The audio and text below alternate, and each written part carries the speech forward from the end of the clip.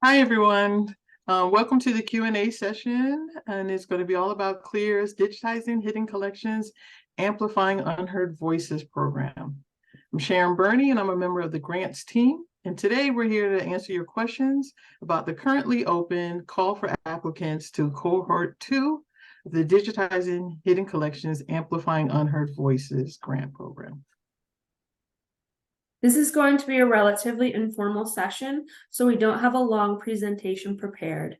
But we want to share just a few slides to help you navigate this platform, get to know our team, and understand where to go for additional information. If you haven't yet, we'd love for you to introduce yourself in the chat, tell us who you are and where in the world you live as we get rolling. Remember to change the chat box from to panelists to panelists and attendees. So to start off, we want to share some notes about how you can use Zoom during this session. A live transcript is being generated if you'd like to utilize it. To turn on this feature, click the CC Live Transcript button at the bottom of your Zoom window. Because so many of you have joined us today, which we're super excited about, attendees will be muted throughout the presentation. However, you're welcome to use chat for general introductions and conversation.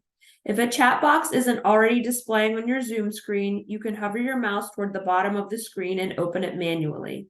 In order to send a message to everyone, remember to change the default from all panelists to all panelists and attendees.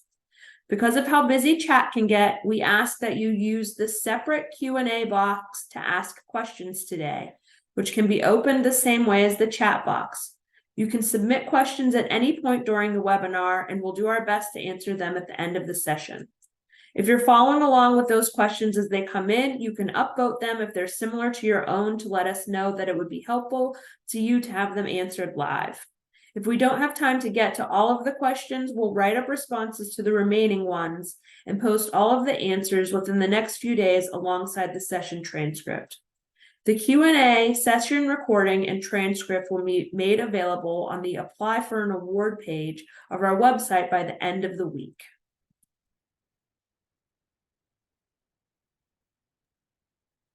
CLEAR's work is accomplished by a relatively small staff of about 20 geographically distributed individuals, with the greatest concentration living in the DC area where our headquarters are located. Today's webinar is led by the CLEAR grants team, which administers CLEAR's active re-granting programs. We offer support for the entire grant cycle, from application to final report. We'll do quick introductions of the group so you know who we are and how we'll be participating today. I'm going to start with myself. I'm Sharon Burney. I'm a program officer, and I'll be contributing to the presentation and the question and answer. And I'll move it over. I'm Allison Pope. I'm also a program officer based in Pittsburgh, Pennsylvania, and I'll be contributing to the presentation and question and answer. And we also have our managing director, Louisa Quasigra, providing Zoom logistics and Q&A support with us today from Chicago, Illinois. We're also being assisted today in the question and answer section with Krista Williford and Lizzie Albert. So we thank them for assisting us today. So as a reminder from our introductory webinar, we want to direct everyone again to the applicant handbook. This is perhaps our most essential resource. The handbook combines instructions and insights into the program and its application process. The handbook also serves as a space for you to draft responses to questions prior to adding them to our online grant platform. Links to a view-only Google Doc, as well as to generate a copy, are posted on the Apply for an Award program page. An updated version of the handbook will be shared with those invited to submit a final application to the program. And you can find project summaries from the recipients of Cohort 1 in our funded project section on our Apply for an Award page. At our September 14th applicant webinar, we received over 80 questions and made sure to capture and answer all of them in writing, even if we couldn't get to them all at the session. These are all organized by topic, and you may find some of the answers to your questions there. We'll put the link in chat, and we will be doing something similar for today's session.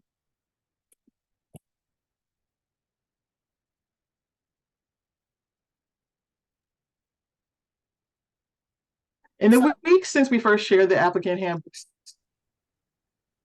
got it? Ready? Yeah. In the week since we first shared the applicant handbook, some questions have come up on a regular basis. We're going to start by addressing a few of those reoccurring questions, as well as some things that were asked via the registration form from this session. And then we're going to dive into the Q&A submitted for today's session. One of the first questions we get repeatedly are small organizations eligible for this grant? And how do we know if we're eligible? To be eligible to apply, an organization must be located in the United States or Canada and fall within at least one of the nonprofit categories we listed on our website. And if you have questions about the eligibility of specific organization, emailing us is the best way to be sure you're eligible. There are no restrictions on the size of an organization, and in fact, in past cycles, reviewers have been very interested in funding smaller organizations to grow capacity. Our new review rubric relating to the question, why do you need support from CLEAR's program to undertake this project? And that's on the application.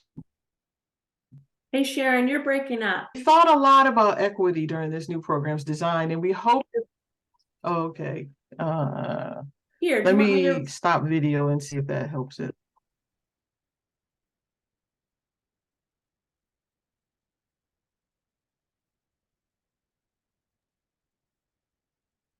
Allison, did you want to take the slide? Sure, I'll take the slide. Or Sorry, y'all.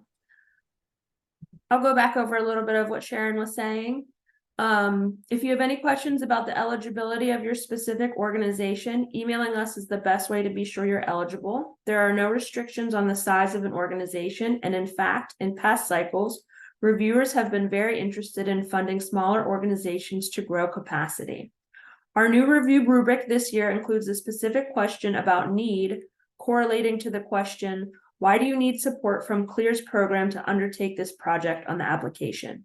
We thought a lot about equity during this new program's design and hope this will help reviewers make decisions with these considerations, which were less explicit in earlier iterations of the program in mind. Do the collections we want to digitize need to be about communities or populations in the US, Canada, or North America? No, the materials nominated for digitization must be owned and held by eligible organizations in the US and Canada, but there is no specific focus on collections relating to the US or Canada. The program has funded projects that focus on historic maps from Japan and manuscripts going back to the 1700s in the Muslim world and archaeological research in Honduras. A really wide variety of projects that disseminate rare and unique content about populations around the world. The requirements go back to our eligibility guidelines. As long as the collections are owned and held by an eligible organization in the US or Canada and fall within the thematic focus, they can be nominated for this program. Do you require a detailed description of existing physical objects or collections to already be in place or done? No, no minimum level of description is required. However, our reviewers will expect a fair level of knowledge of the size, scope, and condition of the collections so that you are able to present a compelling and competitive application to the program. In the final application, there will be space for you to share a completed description if available. In the past, this has included links to library catalogs or other content management systems, finding aids, and inventories. Such materials help reviewers see the depth and breadth of the materials and have a better understanding of work that has already been accomplished. Can we use grant funds to create materials like oral histories? No, this program supports the digitization of rare and unique content. Therefore, creating oral histories is not allowable. What pre-digitization costs can be requested? Costs related to preparing materials for digitization are allowable, like stabilization of materials conditioning, packaging and shipping them to send to a digitization vendor, or initial metadata creation. But costs related to deciding what to include or not include would not be allowable. Applicants need to know exactly what materials they are going to digitize before completing an application. Grant funds may not be used for any activities undertaken prior to the project start date. Can we request funding for creating programming about the digitized materials? Occasionally, past recipients have requested and received small amounts of funding for conducting outreach related to their newly digitized collections. but any programming should be modest and strictly tied to connecting the newly digitized materials with potential user communities. Creating a documentary film about the newly digitized collection or conducting a research project based upon data in the collection would be outside the scope of the program. And our last one, when are applicants notified whether they'll be invited to submit a full proposal? The timeline is in our program homepage, but we'll share the dates again here in case there are other questions about it. You'll be notified whether you're invited to submit a full proposal by February 19, 2024. And then those who do advance will have until May 8, 2024 to prepare that for submission. So here is our timeline. Initial applications must be submitted online by November 1st, 2023. We anticipate that all organizations that submit an initial application will be notified if they are invited to submit a final application by February 19, 2024. This year, we anticipate providing a greater level of support to those organizations invited to the final round to help develop initial applications into competitive final applications. This will involve a number of individuals from CLEAR's community, including members of our review panel. We anticipate making the public announcement of funded projects in August 2024. Now it's time to turn to your questions. We'll do our best to get through as many as we can and may provide some typed answers if team members have the capacity during this session. Any unanswered questions will be answered in our transcript and shared to our website along with the recording. I'm going to stop the screen share for now in case that lowers the burden on our internet. Yeah, I'm gonna stop my video, Allison, in case that's slowing me down. First question we have is for a collaborative project between 5 institutions. Do each of the 5 teams need to identify a PI on the application? No, you can have up to 3 PIs on any project, so you don't need to name a PI at each of the institutions. You can have anywhere from 1 to 3 PIs on any project. And then I'll do the second one, give you a little bit of break. If let's see. If we are a part of a university, should we be contacting our research office to submit the application, or should the PI submit the initial application? The PI should definitely submit the application. You have a better understanding and be able to tell the story of your project in a way that possibly your research office shouldn't. We do ask for on the budget detail that you'll submit for the final application. We do ask for an institutional contact name on that. And usually that is somebody in the research office so that they can look over your budget detail expenses and information in a way you probably don't have access to. So no, the PI can submit the application. If I hold the copyright for the collection and/or have developed IP to accelerate the digitization process, do I relinquish those copyright protections by receiving a CLEAR grant? No, there is no transfer of copyright or ownership of the materials. If you are a grant recipient, there are expectations for access of metadata in materials online, but the ownership of the IP remains with the original owners. In the initial application, the question states how much funding we are requesting. At this time of initial application, we don't need a detailed budget, correct? In the initial application, we ask for a budget narrative. That would be the best estimates. More than likely, you haven't gotten your vendor quotes. Sometimes you're not sure of exactly how many materials you're actually going to be digitizing, because sometimes you have duplicates or you'll find blank things on in your material selection. So yes, you don't need a detailed budget, but you do need to explain the budget detail, the narrative of the budget in a way that it makes sense for reviewers to understand that you have a grasp of your project design and the expenses that you think you're going to incur. So we like the best estimates possible.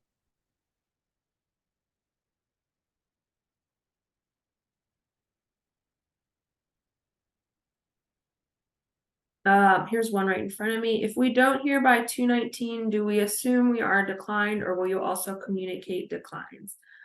Yes, we communicate to every applicant, whether they are invited to the next round or not. And also if perhaps they have a technical disqualification.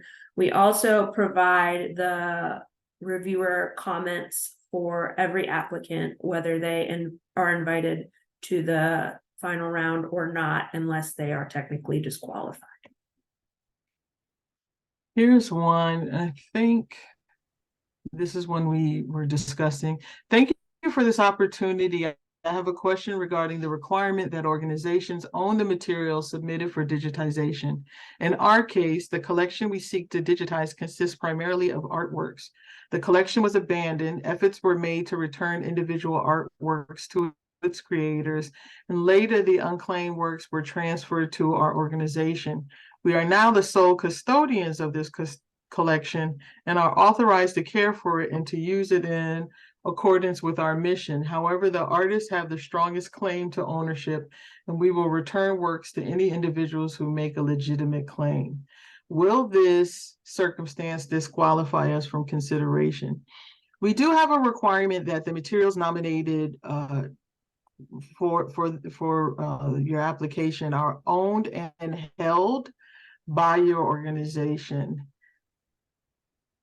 I can say that this will disqualify you. The reviewers would like to see that you have a handle on the rights, ethics, and reuse for your materials that you're proposing. And we do use an independent review panel, and our IP specialist would like to, we would need you to clarify completely that you understand what the rights, ethics, and reuse are for the materials, and that if there are issues with your rights, ethics, and reuse, that you have a takedown policy, or you have a plan in place in case there are some issues that may arise from copyright. So I won't say that it disqualifies you if you can explain that to the reviewers, but this is a highly competitive grant, and you want to make sure that you have an understanding for that, or that maybe you have other materials that you may be able to propose that you do have a strong hold on the rights, ethics, and reuse that you could nominate in its place.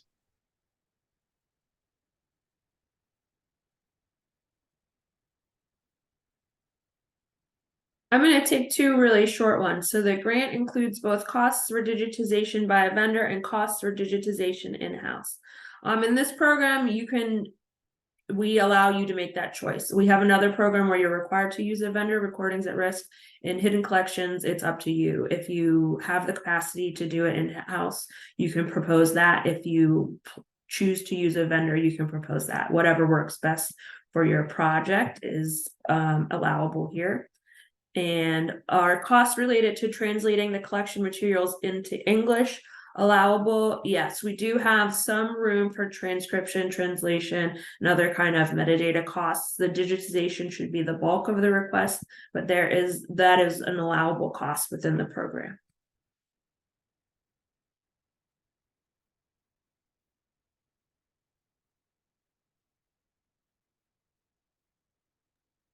See if I see another one we haven't gotten to.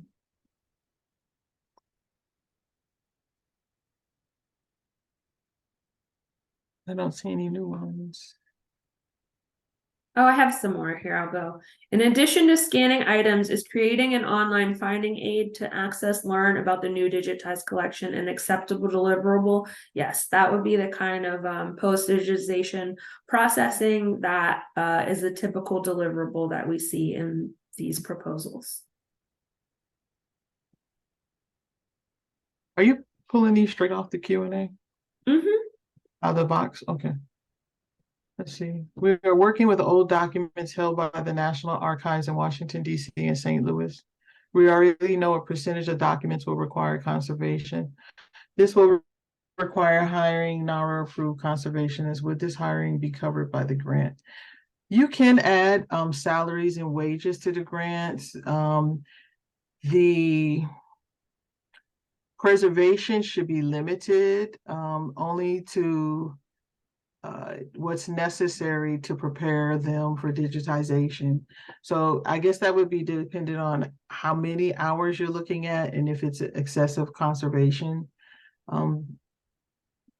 Then that might be questionable, but as long as it's to prepare the materials for digitization, there's small costs that can be, but it shouldn't be the bulk of your budget. Hope that answers your question. Really quickly, I see a couple of you have been dropping questions in the chat. If you can make sure to put them in the Q&A so we make sure we don't miss them. What if listing our collections and collection information and what materials will you digitize is over 500 words? Can we provide an attachment spreadsheet with the full collection information?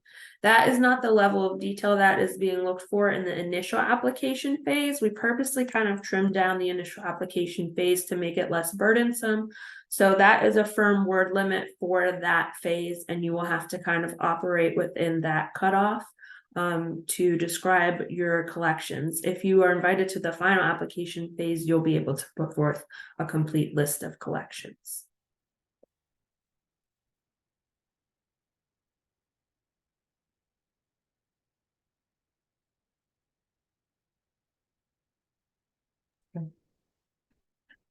If digitizing is already underway, will the grant cover the cost of cataloging, developing metadata, database development, and public access interface? Well, we don't only digitize non-born digital materials. So if you're proposing to do materials that have already been digitized, those would not qualify. If I'm reading your question the correct way, it would have to be materials that you have not started digitizing. So yeah, that would be a no if it's already digitized. We are a community museum that is an institution of the city. We are supported by a registered 501c3 nonprofit founded to support city entities and operations. If the nonprofit applies for the grant, can it cover digitization of materials held in the city's collections? This is a little bit of a confusing question, but I believe the short answer is yes. If you hold the museum, you hold the city's collections within your museum, you're a public entity of the city with a registered 501c3 nonprofit, you would fit the eligibility requirements for the grant. And I'm assuming that you hold that the foundation entity also is the owner that holds the city's collections. If I'm misunderstanding, you can type some more in here for clarification, or you can contact us via email with specifics at hiddencollections@clear.org. Here's one. If an organization has an international and U.S. presence and is also aligned with a US-based institution, what proof is needed for the organization, and should we consider bringing in the US-based institution? This is a little confusing. The grant is open to any US-based nonprofits and Canadian organizations. They would have to be the lead. Your presence could be all over the world, but you're a 501c3 and your organization that applies will have to be based in the United States, and they should be the people submitting the application. A lot of organizations may be a nonprofit in the US, but they have an international presence, if that makes sense. But it's only open to US and Canadian-based or nonprofit organizations. And they must be cultural heritage organizations. Our development department usually writes and submits the grant proposals. Can we still do this, or must it be the PI? It's fine if your development department writes and submits the grant proposals. You'll do it within our system, SM Apply. The one thing is that we ask that you probably transfer ownership of the account within that system to one of the PIs if you are awarded the grant, because that's also the software that we use for reporting, and only the owner in the system will be able to submit reports. So if the development department also does reporting, they may want to stay in that role, but if the PIs are going to do reporting, you just want to make sure within the software you shift ownership of the application to them so that they'll be able to submit reports down the line.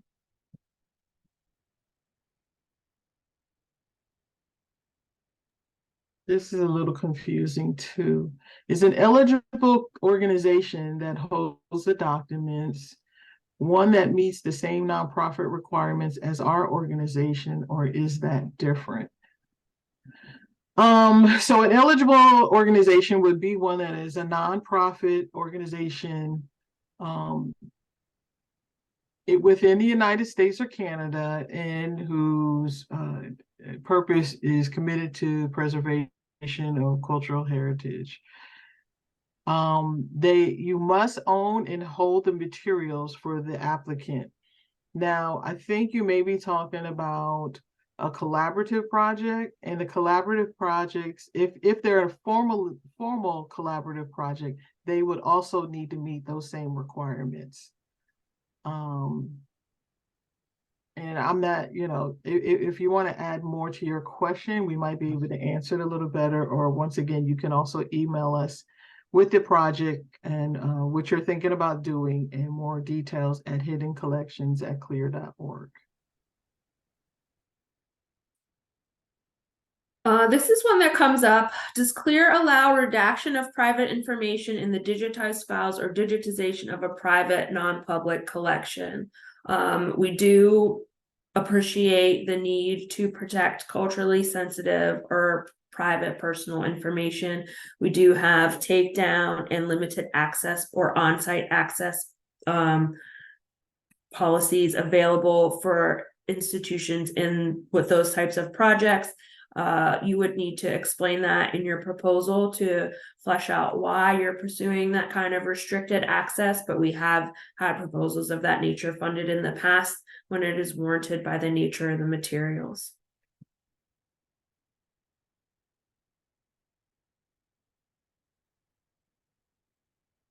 Will the grant cover the cost for purchasing photographic equipment scanners to be able to do the digitization in-house? Yes, we do have a limit on the amount of money you can spend on office equipment. That's $10,000. But yes,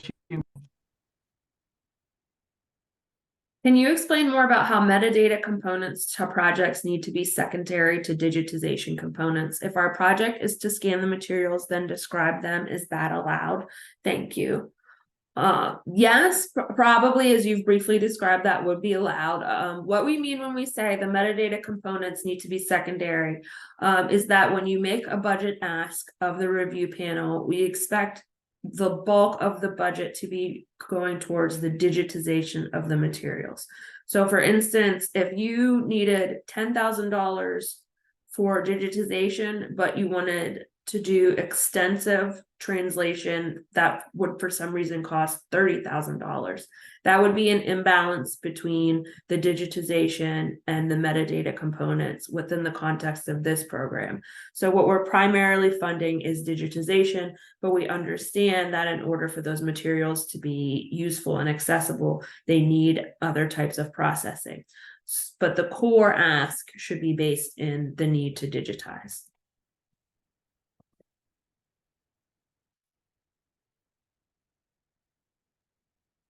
when you say that the digitize, oh, you just did that one, sorry. Okay, that just went away. I'm trying to find it.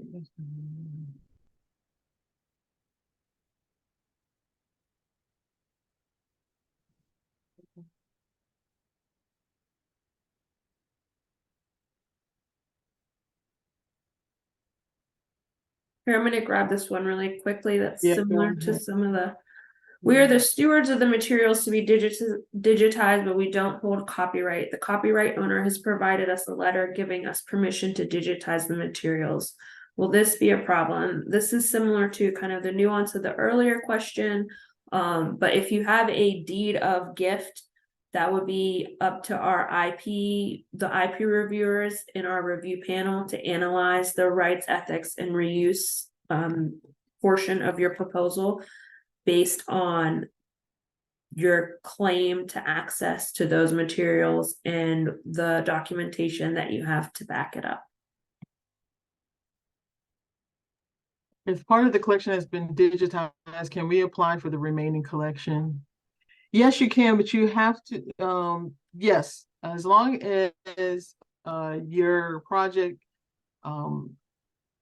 you're not digitizing anything that's already born digital, that you're explaining the difference about why this part is a different project than the other. It fits the core values for the Digitizing Hidden Collections, Amplifying Unheard Voices, and it's a competitive grant. Yes, you can submit for part of a collection that has already been digitized. I just want to explain when you're telling the story of your project, how this is related and that it fits the core values and all the parameters of our program. So you can do that.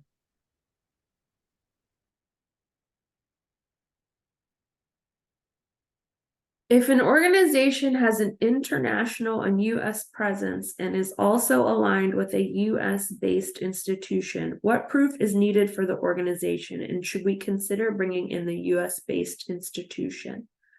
I would possibly need more details, but what you would need at the you'll provide like IRS letter or your EIN. Most 501c3s have the IRS provides them with an EIN. We have a large EIN database. So you would need to provide proof of nonprofit status in the United States from the IRS. So you may consider bringing in the US-based institution if you cannot do that without them behind you. We have a digital born collection, but need help with long-term storage and making the collection accessible to the public. Do we meet the requirements of this grant? Unfortunately, no. The purpose of this grant is digitizing rare collections, and that's already been done. Making them accessible to the public is part of the grant, but the primary focus of the grant is digitization.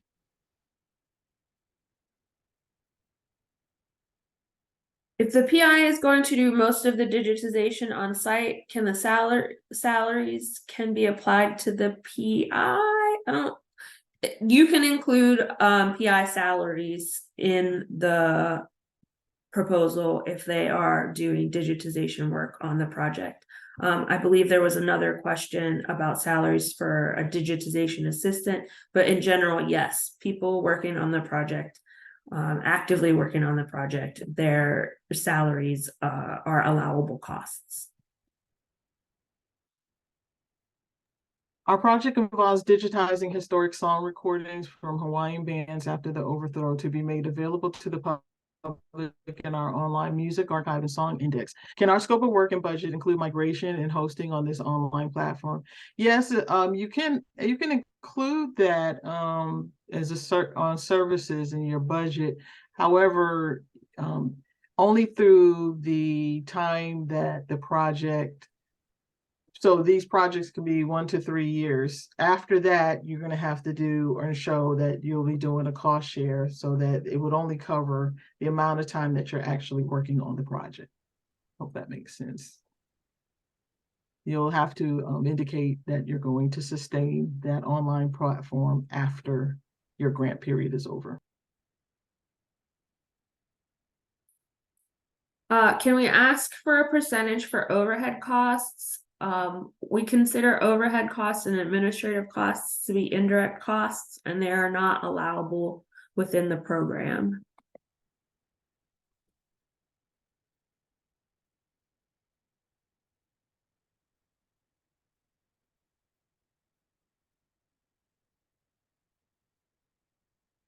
Also, we have a funded conservation and reclamation project underway until 2025.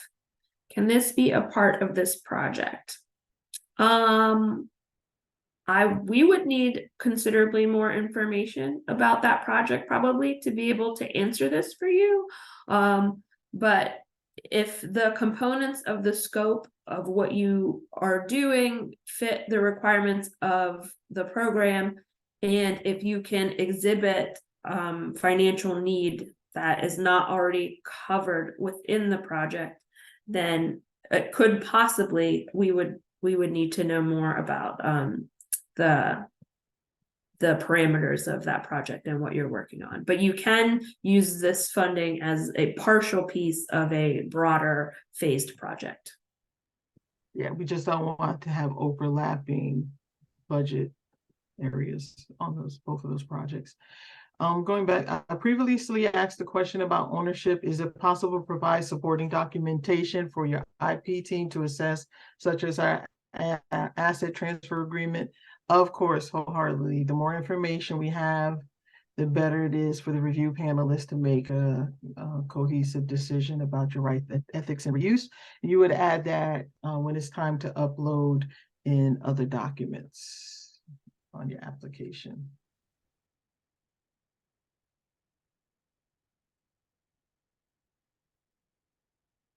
The materials in our collection are very rare, but we cannot say with certainty that they are unique. Are we still eligible for this opportunity? You should have a decent understanding of the collections that in the project that you're proposing. And when you tell the story of your project, that's where it's up to you to become creative and to show the review panelists why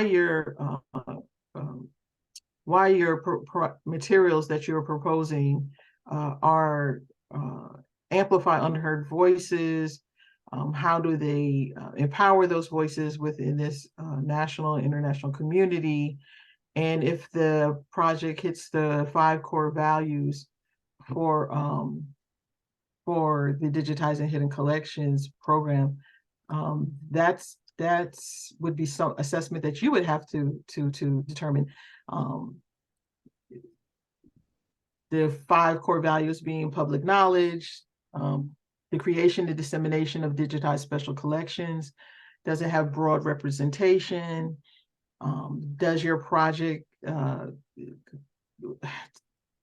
engage in authentic partnerships? Do they help with thinking and creating strategies for sustainable infrastructures? And does it have community-centered access? I think that's the approach that you should use in looking at your project. And looking at the materials and seeing that they hit that and telling that story when you fill out your application. Hope that helps you a little bit.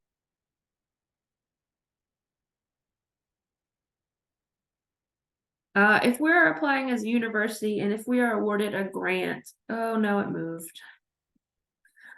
Could we offer some digitization services to a designated nonprofit? An example, we get funded to digitize our collections, but we'd like to help a local cultural center here by digitizing a box or 2 of their materials. Since you do not, since the materials are not held or owned by you, that would not be allowed. However, you could pursue a collaboration with that cultural center. We allow collaborative partnerships within the application process. So if you plan that from the start, you could consider including them as a collaborator on the project, and then that would be something that you could pursue. Otherwise, you would need to both kind of accession those materials or get some kind of deed, and you would have to contact us to see if they could be added to the scope of collections. But it would be easier probably from the start to pursue a collaborative partnership with them within the grant.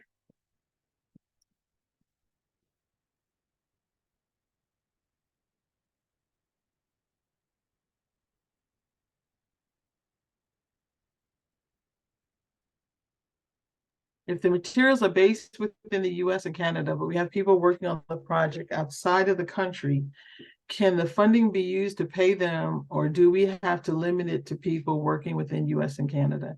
The applicant organization must be based within the university, United States or Canada.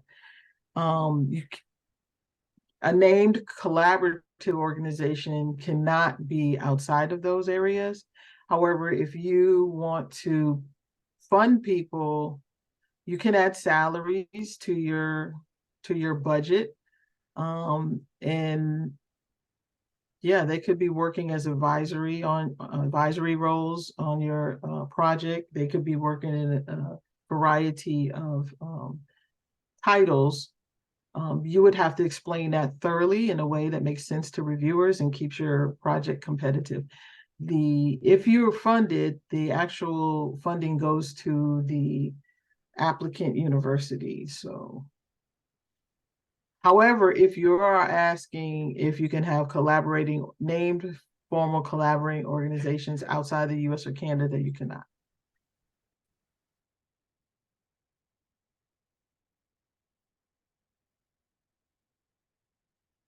Is it safe to assume that small projects following a post-custodial model are not a good fit for this grant? The minimum cap for the grant is $50,000. So in terms of, is it safe to assume that small projects are not a good fit? If you have justifiable costs that come to the burden of $50,000, even if it's a small project, that could be something that could compete within the program. Post-custodial model, it would depend, I guess, on what that is saying about the IP and ownership of the materials. We would need to know more information about that to be able to say if it would be a good fit for this grant or not, because the requirement is technically that the materials are owned and held by the grantee.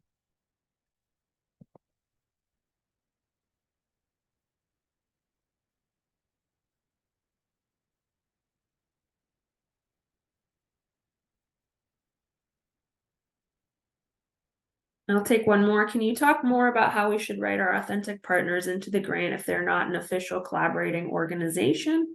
We are interested in working with some tribal consultants on part of the project, but the materials are held and will be digitized by our institution.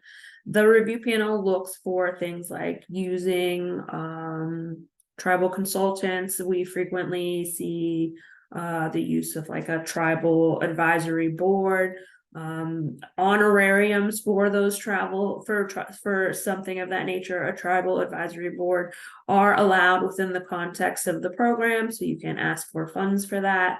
I think that the review panel likes to see direct engagement with the communities. They also like to see them rewarded for their work. So even if they're not a collaborator, if you intend on putting together some kind of advisory board or outreach panel or engagement process, it would behoove you to explicate on that in your proposal. We do want to briefly say, though, that we cannot accept letters of support if you get to the final application round. If you intend to use an advisory board and you intend to give them an honorarium, you would not be able to also tap them to provide letters of support for the project. I'll take two quick ones. Can materials exclusively in Spanish be digitized? Of course they can. Will this grant be available in the near future? The collection I wanted to digitize is currently being digitized by another entity. The collection in mind was the collection of Dr. Eva B. Dykes, a graduate of Radcliffe College, and she was the first Black woman to complete the qualifications for a PhD. At this time, we don't have any information on any upcoming cycles of hidden collections, amplifying Unheard voices. The best way to keep up to date to new calls for proposals is by subscribing to our newsletter, in which we'll announce if we have upcoming cycles for that. But it sounds like a fascinating.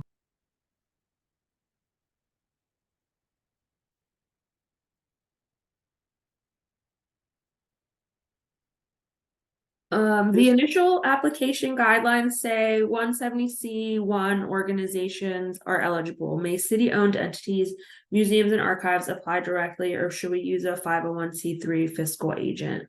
Either is applicable and eligible within the program, so it's that could be whichever is easier for you, but either pathway would you would be eligible. We applied for a clear grant and also applied to another funder for some of the costs. Yeah, I think we've gotten this question in a variety of ways in this particular session. When you apply, you can get out other funding, but you can't duplicate the lines and the budgets on both sides. So you need to clearly, distinctly show us why this particular project is different from the other project in your funding.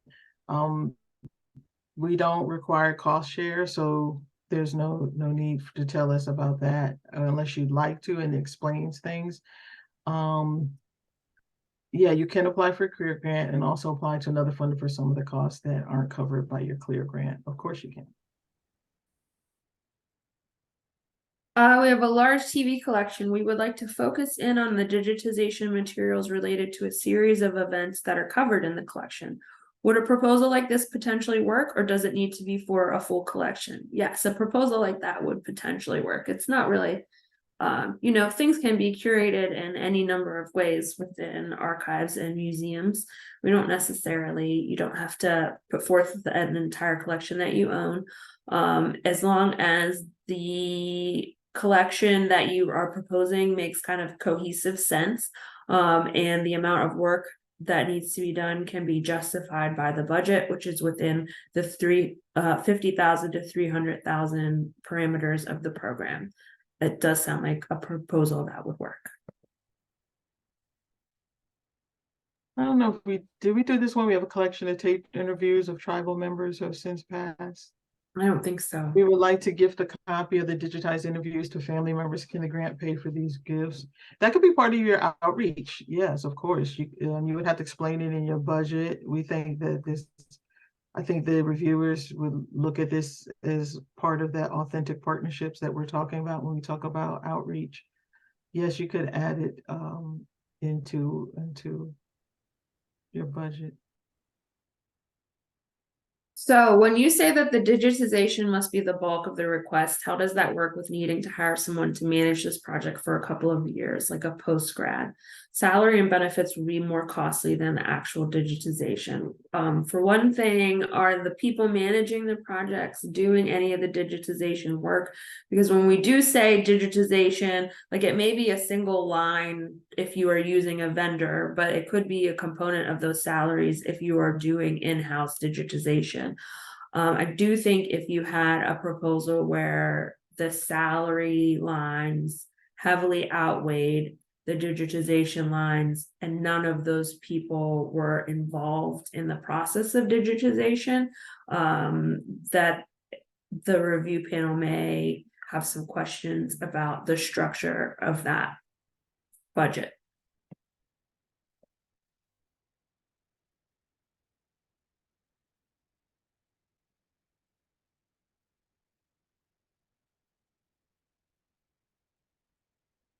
Our project is a collaborative partnership of a wide range of community members and scholars. There are perhaps 35 plus of us from different community, nonprofit, and scholarly vantages, but not necessarily representing these organizations. Are there strategies you can recommend to lift up the partnership elements within our organization? Yeah, we'll probably need more detail about your actual project, but how that works. But one that comes to mind from our first cohort was from the University of California in Berkeley that did a project on COVID pandemic in prisons, in which they utilize a variety of organizations to highlight the inequities that these imprisoned people faced during COVID, and they use scholars, they use community members, they use the families of these prison pandemic issues that came up and highlighted in theirs. That will be on our funded projects page, and you can get a description of that project on, if you go to our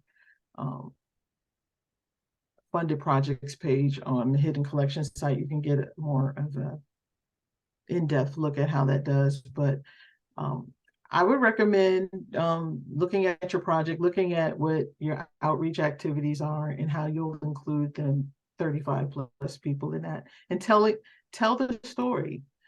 Tell a compelling story of why your project is important and how it has brought authentic partnerships and community-centered access would be my recommendation. For materials that include audio, can transcription costs be included? Transcription would enhance digital access by supporting captioning and making digitized items searchable. Yes, that was an easy one. We'll do another one.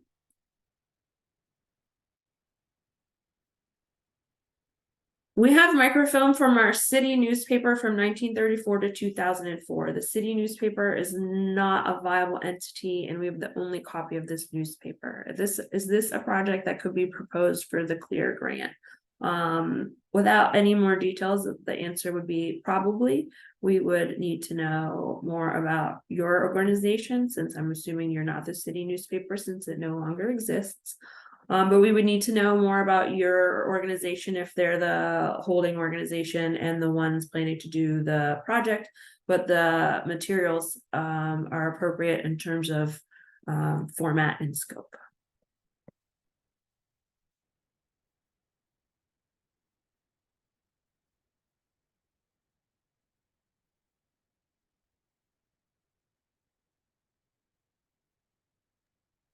How much detail do you need about the items to be digitized for the initial grant submission? Our collaborating community organization has boxes that contain its history and the history of African Americans in the city, and we will not be able to list everything to be digitized by our November 1st submission. Can we still send in an initial application? Yeah, we'd like for you to have an idea about what the collections are, about how many they are, what you might think is in the boxes. What kind of shape they're in, take pictures of them, all that type of stuff. We always know and understand that there will be things that will be a surprise once you open up boxes that haven't been opened up, or they may be in different shape than we do, or it might be more, it might be less than what you propose. But we'd like you to have a general understanding of the materials, how many, so that you can create a digitization plan and a project plan accordingly from that. But it doesn't have to be completely detailed. We understand that there'll be altering information once you, and sometimes when the vendor gets it, he finds things. So we understand that. Just give us the best general information that you can. Is the digitization of things like buildings or objects in augmented reality and or for a digital collection of them online eligible? The digitization of things like buildings or objects can be eligible. That argument can be made in your proposal to the review panel. We have had previous projects that have digitized 3D entities. There was a project that digitized physical costumes. There have been some that digitized bugs. I don't recall that we've done buildings, but yes, objects can be digitized. So yes, but you would also need to make an argument for what this digital collection of them online would be comprised of, because augmented reality could possibly be beyond the scope of the program, but digitization of those materials could be something that could be covered.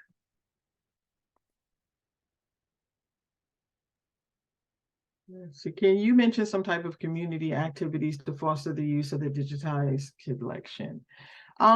We see a variety of different community activities. Sometimes they'll have, depending on what you're digitizing, sometimes they'll have a film festival in the community. Sometimes they'll just have an open house or a program in which the community members or the people featured in the digitized collections participate or run the actual program to talk about the history that's associated with your collections. I just spoke briefly about the prison pandemic one and how they used it to create dialogues between administration and the actual families of these communities. Just making sure that when the organizations are led and staffed by individuals who are not members of the represented community, that you are centering those communities that you are featuring in your collections in an equally empowering way.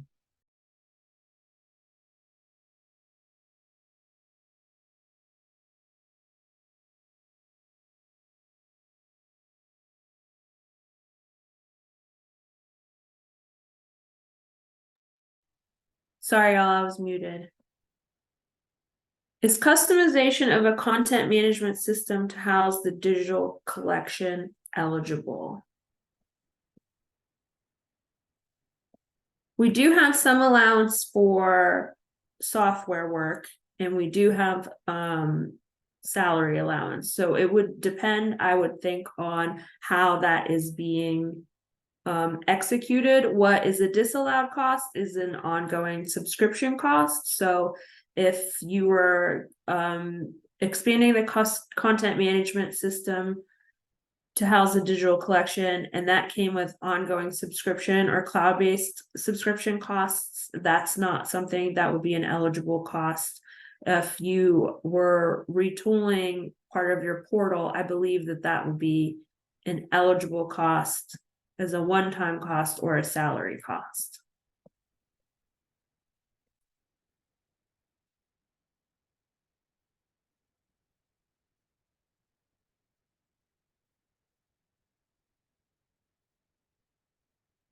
It looks like we only have a couple more minutes.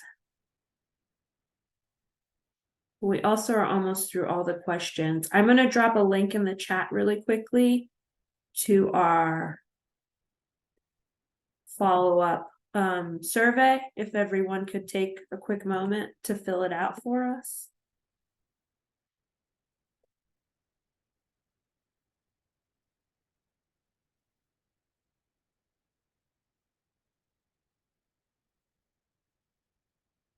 What type and how much information in this initial phase of the application will we need to show in terms of scope and size of the collection?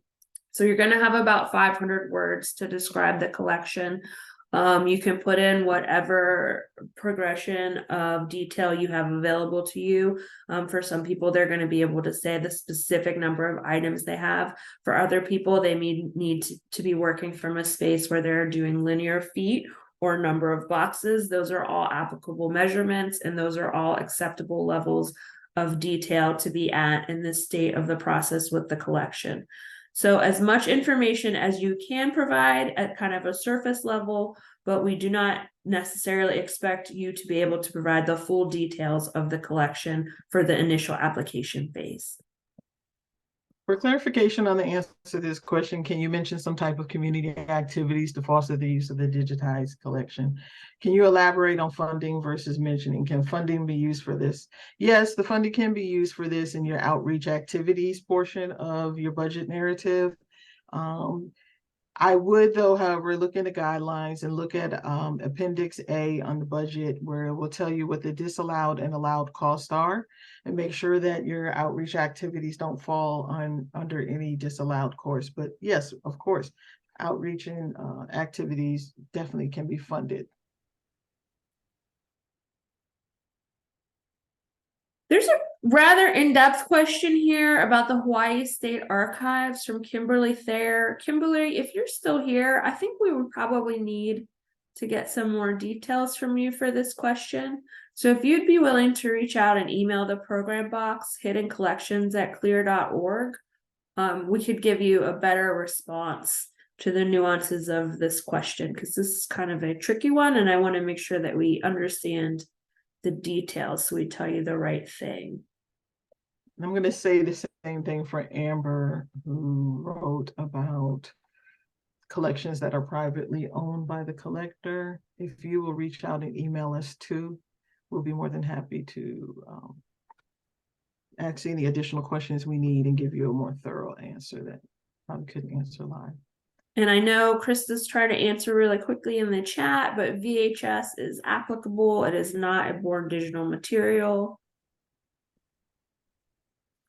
If we own and hold materials, but copyright belongs to someone else, can we budget for a copyright specialist? I don't believe that that is something that would be allowed within the parameters of the program. that would be something that you all would have to take on, I believe, is an institutional cost.